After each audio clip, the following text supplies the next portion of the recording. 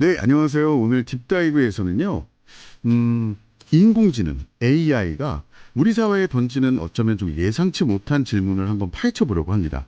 이게 모두에게 지식을 똑같이 나눠줄 것 같았는데, 오히려 지식의 빈익빈 부익부 현상, 이걸 심화시킬 수 있다는 칼럼 내용으로 오늘 좀 자세히 들여다 볼게요.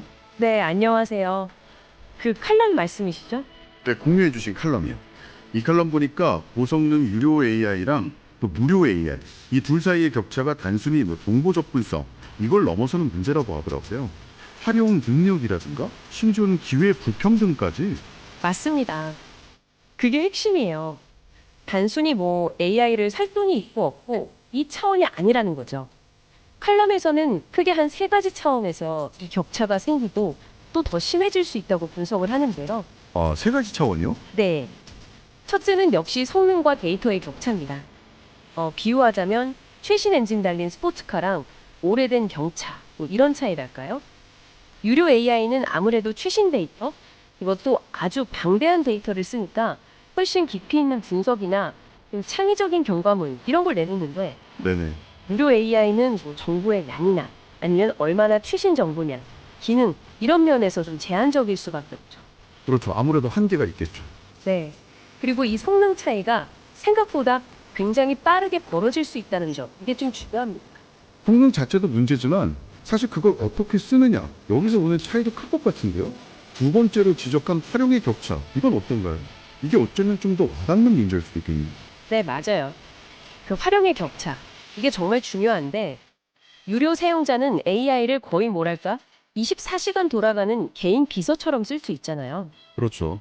아이디어 구상부터 뭐 문서 작업, 분석까지 다요. 네, 그러면서 생산성을 확 높일 수 있는데, 무료 사용자는 아무래도 사용량 제한이라던가, 아니면 뭐 속도가 느리다던가, 이런 문제에 부딪힐 수 있죠. 아, 결정적인 순간에 딱 막힐 수도 있겠네요. 그렇죠. 바로 그 지점에서 예를 들면 뭐 학업 성취라던가 업무 효율성, 더 나아가서는 뭐 취업 경쟁력 같은 실제적인 기회 차이가 벌어질 수 있다 이겁니다. 그렇군요. 이게 진짜 현실적인 문제네요.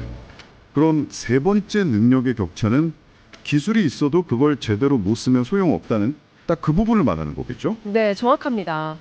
AI라는 게 사실 어떻게 질문하고 지시하느냐, 즉, 그 프롬프트 엔지니어링 능력에 따라서 결과물의 질이 정말 천차만별이거든요. 아, 프롬프트 엔지니어링. 요즘 많이 나오는 얘기죠? 네. 근데 이제 유료 사용자는 아무래도 더 많이, 더 자주, 더 다양하게 AI를 써볼 기회가 많으니까 이 능력을 자연스럽게 키워나갈 가능성이 높아요. 하지만 무료 사용자는 기능 제한 같은 것 때문에 충분히 연습하기가 좀 어렵고 그러다 보면 기술 활용 능력 자체가 뒤처질 수 있다는 거죠. 성능, 활용, 능력. 아, 이 세 가지 차원에서 격차가 점점 벌어진다면 이걸 해결하기 위한 방법도 좀 다각적으로 봐야겠네요. 칼럼에서는 어떤 해법들을 좀 제시하고 있나요? 네, 그래서 여러 가지를 제안하는데요. 우선 기술적인 측면에서는 어떤 특정 기업의 상업적 목표 이것보다는 좀 공공의 이익을 위해서 정부나 학회 또는 뭐 비영리 단체가 힘을 합쳐서 누구나 쓸 수 있는 공공 개방형 AI 모델, 그러니까 오픈 소스 AI 개발을 좀 추진해야 한다. 이런 제안을 합니다. 오픈소스 AI요? 네. 그리고 동시에 AI 개발사들이 자기들이 학습시킨 데이터가 뭔지, 또 성능의 한계는 어디까지인지, 이런 걸 좀 투명하게 공개해야 한다고 강조하고요. 그래야 사용자들이 정보의 질을 스스로 판단할 수 있으니까요. 기술 개발이나 투명성 확보. 근데 이것만으로는 좀 부족할 것 같은데 역시 교육의 역할도 중요하게 나오겠죠? 그럼요. 교육이 정말 중요합니다.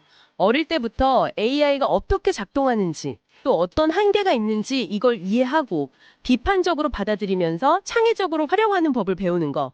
바로 이 AI 리터러시 교육의 중요성을 아주 강조합니다. 단순히 뭐 코딩 기술 가르치는 걸 넘어서서 AI 시대를 살아가는 시민으로서 갖춰야 할 기본 소양 교육이 필요하다. 이런 거죠. AI 리터러시 교육 필수적이겠네요. 좀 기술, 교육에 이어서 사회 전체의 인식 변화라든지 정책적인 지원 이런 게 또 필요하겠군요. 네, 맞습니다. 더 큰 틀에서 봐야 하는데요. AI를 그냥 뭐 새로운 기술 이게 아니라 전기나 인터넷처럼 일종의 사회적 인프라로 봐야 한다는 거죠. 사회적 인프라. 네, 혹은 AI 지식 공공재라는 인식 전환이 필요하다고 주장합니다. 이런 관점에서 보면 공공부문이나 교육기관에 AI 서비스를 도입하는 걸 적극적으로 지원하고 또 고성능 유료 AI를 제공하는 기업들한테도 어떤 사회적 책임을 좀 부여하는 방안 이런 걸 고려해 볼 수 있다는 제안도 하고요. 들어보니까 AI 지식 격차라는 게 정말 기술, 교육, 정책 이 세 가지가 다 맞물려 돌아가야 해결될 수 있는 복합적인 문제래요. 결국 이 논의는 단순히 뭐 기술 발전을 어떻게 따라갈 거냐 이걸 넘어서 이 기술을 가지고 우리가 어떤 사회를 만들고 싶은가 하는 좀 더 근본적인 질문을 던지고 있는 것 같습니다. 네, 맞습니다. 그런 근본적인 질문이죠. 그래서 이 AI 지식 격차를 해소하려는 노력은 정말 여러 방향에서 필요한데요. 그런데 여기서 한 가지 좀 더 생각해 볼 지점이 떠오르네요. 어떤 점이죠? 만약에 그 칼럼의 제안처럼 공공성을 강화하려고 오픈소스 AI 개발을 적극적으로 추진한다고 해봐요. 그러면 혹시 예상치 못한 다른 문제가 생길 가능성은 없을까요? 예상치 못한 문제라면 예를 들어 어떤 걸까요? 예를 들어서 아주 강력한 성능의 AI 모델인데 누구나 너무 쉽게 접근할 수 있게 되면 거기서 오는 어떤 보안 문제라던가 혹은 뭐 특정 가치관이 배제된 데이터로 학습하면서 생길 수 있는 또 다른 윤리적인 딜레마 같은 것들이요. 그럴 수 있겠네요. 네, 그래서 이 격차를 해소하려는 노력과 함께 이런 잠재적인 위험에 대한 대비책도 같이 고민해야 하지 않을까 그런 생각이 듭니다. 네, 기술 발전의 혜택을 넓히는 것도 중요하지만 동시에 발생할 수 있는 문제점까지 균형 있게 봐야 한다는 정말 중요한 지적이십니다. 오늘 딥다이브는 여기까지입니다. 함께해 주셔서 감사합니다.